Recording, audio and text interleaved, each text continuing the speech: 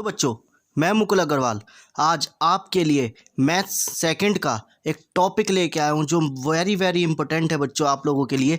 जहाँ पर जिस टॉपिक का नाम आपको दिखाई दे रहा होगा, यहाँ पर हम लोग पढ़ रहे हैं लाप्लास ट्रांसफॉर्मेशन।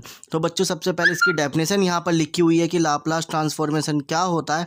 तो ये क्या होता है, हमने क्या कहा कि आपके पास एक फंक्शन टी का है जो क्या कर रहा है, डिफाइन कर रहा है for all positive values of T, यानी टी की जितनी भी सारी पॉजिटिव वैल्यू होंगी वो एफ फंक्शन टी का क्या कर रहा है, डिफाइन कर रहा है किस चीज़ को, कि function of S is equals integral 0 से इन्फिनाइट टी की power minus s T function of T D T. ठीक है बच्चों, तो ये लाप्लास का एक फॉर्मूला होता है जो इस तरीके से फंक्शन को पॉजिटिव वैल्यू के लिए डिफाइन कर रहा है। तो सबसे पहला आप लोगों के पास यहाँ पर कुछ फॉर्मूले हैं, जैसे पहला फॉर्मूला आप लोगों को मैं प्रूव करा रहा हूँ, लाप्लास 1 इज इक्वल्स 1/s।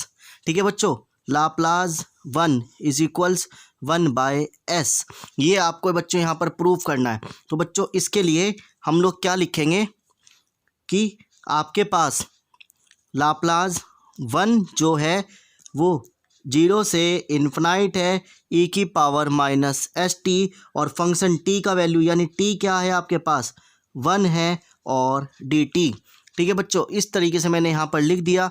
अब क्या होगा, मैं इसका इंटीग्रल करूँगा तो 1 की मल्टीप्लाई ई की पावर में करूँगा तो सेम ही रहेगा, और इसका इंटीग्रल कितना हो जाएगा, ई की पावर का सेम रहता है और जो पावर में रहता है बच्चों वो उसका नीचे आ जाता है, और लिमिट 0 से इन्फिनाइट रहेगा। ठीक है बच्चों, अब हम क्या करेंगे, माइनस का 1/s बाहर ले लेंगे। ठीक है, और क्या रह जाएगा, ई की पावर माइनस एस टी 0 से इन्फिनाइट। अब बच्चों हम लोग क्या करेंगे, इसके अंदर लिमिट रखेंगे तो ई की power s as it is limit t की है तो टी की जगह पर इन्फिनाइट ई की पावर माइनस एस 0। ठीक है, जहाँ पर मैं इसे इस तरीके से लिख दूंगा 1/s, और इसको अगर आप रेसिप्रोकल करेंगे तो पावर पॉजिटिव में हो जाएगी तो ये इन्फिनाइट हो जाएगा, ये पावर पॉजिटिव में हो जाएगी तो ये 0 हो जाएगा। जहाँ पर माइनस 1/s 1 इन्फिनाइट यानी 1/0, और 0 को 1 से डिवाइड करेंगे तो आप यहाँ पर क्या जाएगा, आपके पास इन्फिनाइट आ जाएगा, और इन्फिनाइट को 0 से डिवाइड करेंगे 1 से डिवाइड करेंगे तो बच्चों 0 आ जाएगा। ठीक है, फिर ई की पावर 0 तो यानी 1 हो गया, 1 को 1 से डिवाइड करेंगे तो 1 आ जाएगा।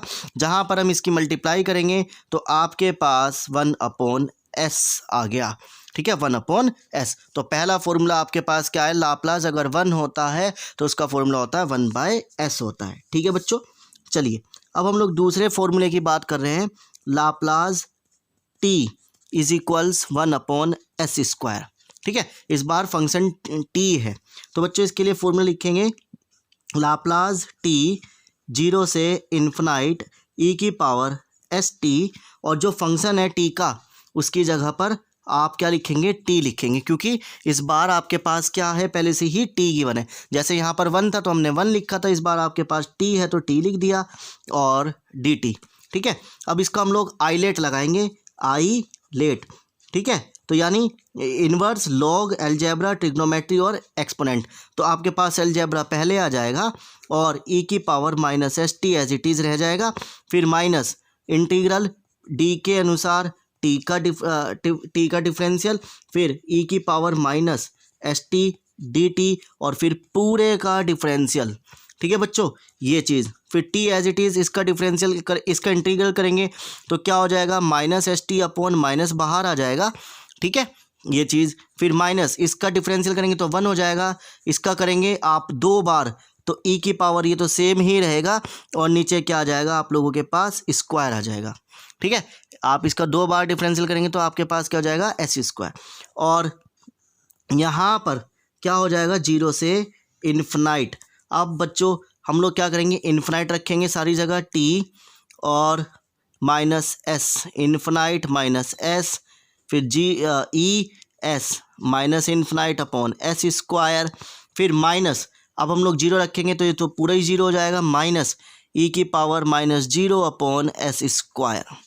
ठीक है बच्चों, ये चीज़ आपके पास आ गई। अब देखो इसकी मल्टीप्लाई करेंगे तो सारे ही ख़त्म हो जाएगा, ज़ीरो हो जाएगा, ये सब ज़ीरो हो जाएगा, तो बच गया आपके पास ये माइनस माइनस प्लस हो गया और e की power minus 0 upon S square. अब आप 1 अपॉन एस स्क्वायर लिखेंगे और इसकी पावर को उल्टा करेंगे तो जिसकी पावर 0 उसका वैल्यू 1, तो अपॉन में क्या बच गया 1 अपॉन एस स्क्वायर। तो आई होप आपको ये दो न्यूमेरिकल यहाँ पर बच्चों समझ में आ गए हो, जिनका हमने यहाँ पर क्या किया है, प्रूफ किया है। चलिए अब हम लोग तीसरा डेरिवेशन देखते हैं। आपके पास क्या तीसरा डेरिवेशन है, जहाँ पर लाप्लास t की पावर n है और n फैक्टोरियल अपॉन s की पावर n+1 है।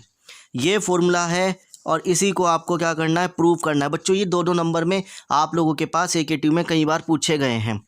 तो बच्चों इस बार ft की जगह कितना आ जाएगा, t की पावर हम लोग n रख देंगे और फॉर्मूला क्या बनेगा, 0 से इन्फिनाइट e की पावर माइनस st और ft की जगह बच्चों t की पावर n और dt। ठीक है, अब इसका इंटीग्रल हम लोग नहीं कर सकते क्योंकि ये बहुत बड़ा हो जाएगा, है ना, क्योंकि n को बाहर निकालेंगे फिर डिफरेंशियल करेंगे फिर, और वो कभी भी एंड नहीं होगा। तो बच्चों इसके लिए हम लोग क्या लिखेंगे, लेट हम लोग करेंगे एस टी को मैं क्या कर लूँगा, कंसिडर एस कर लूँगा या पी कर लूँगा, आपकी इच्छा है। ठीक है, तो जहाँ से मैं टी का वैल्यू निकाल लूँगा इन टर्म ऑफ एक्स। ठीक है, टी का वैल्यू कितना आ गया, एक्स अपॉन टी आ गया। अब बच्चों इसका डिफरेंशियल करेंगे तो डी टी है ना, और ये कितना हो जाएगा डी एक्स और नीचे एस ऐसा का ऐसा आपके पास रह जाएगा, यानी मैंने एस के अलोंग डिफरेंशियल कर दिया इसका। ठीक है, ये चीज़ यहाँ पर आ गया। अब बच्चों यहाँ पर जो हमारे पास था इसमें हम लोग वैल्यू रखेंगे, तो लिमिट 0 से इन्फिनाइट e की पावर क्या बन जाएगी, माइनस का x बन जाएगी, क्योंकि एस टी को मैंने x लेट किया है, t को मैंने क्या माना x अपॉन s उसकी पावर n और dt कितना आ गया dx अपॉन s आ गया। ठीक है बच्चों, ये चीज़ यहाँ पर आ गया।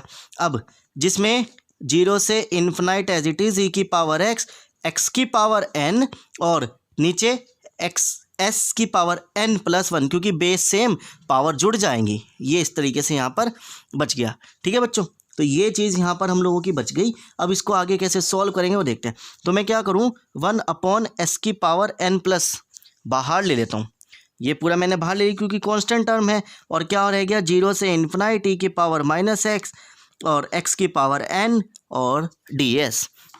ठीक है, ये चीज़ यहाँ पर बच गई। अब बच्चों आपने गामा बीटा एक फंक्शन पढ़ा होगा जो जिसमें आपको मैंने एक फॉर्मूला पढ़ाया था, गामा n+1 इज इक्वल्स 0 से इन्फिनाइट e की पावर -s x की पावर n ds। ठीक है, तो ये आपके पास एक गामा फंक्शन होता है, जहाँ पर आपको पता है गामा n+1 किसके बराबर होता है, n फैक्टोरियल के बराबर होता है। तो जहाँ पर आपके पास क्या बन गया 1 अपॉन s की पावर n+1 और ये पूरा किसके बराबर हो गया बच्चों, गामा n+1 के बराबर हो गया। जहाँ पर गामा n+1 किसके बराबर होता है, n फैक्टोरियल के बराबर, और नीचे ऐसा का ऐसा ही यहाँ पर रहेगा। तो आई होप बच्चों आपको यहाँ पर लाप्लास के 3 डेरिवेशन कम से कम तैयार हो गए हों। तो मिलते हैं अगली वीडियो में।